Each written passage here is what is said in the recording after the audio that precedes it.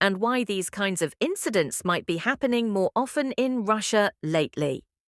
A Russian Antonov and 24-passenger plane crashed in Russia's far eastern Amur region. Tragically, all 48 people on board lost their lives. The plane was nearly 50 years old and ran into trouble as it was preparing to land near the remote town of Tinder.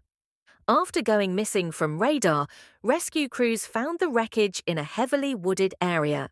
There were no survivors, and the incident is under investigation by Russian authorities.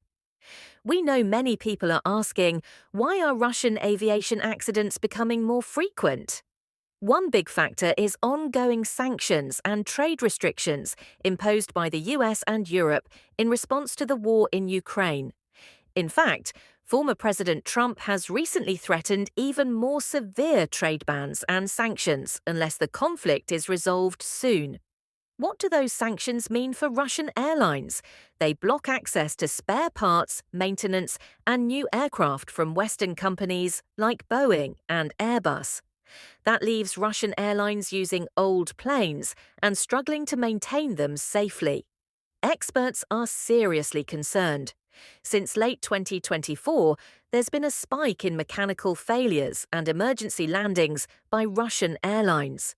Without certified parts and technical support, planes get harder to repair and become less safe to fly. How this affects everyday people. For ordinary Russian travelers, this situation is more than just an inconvenience, it's a real safety risk. Many flights are being cut or rerouted, and people in remote regions are losing their links to the rest of the country. These problems aren't easy to solve.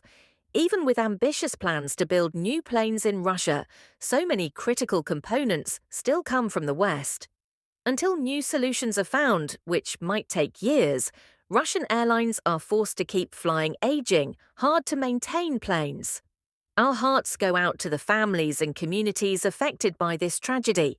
We hope that by understanding the facts and the bigger picture, we can all appreciate how complex these issues are. If you have questions or thoughts, let's talk in the comments. Please keep it respectful. This is about real people's lives. Thanks for watching and stay safe.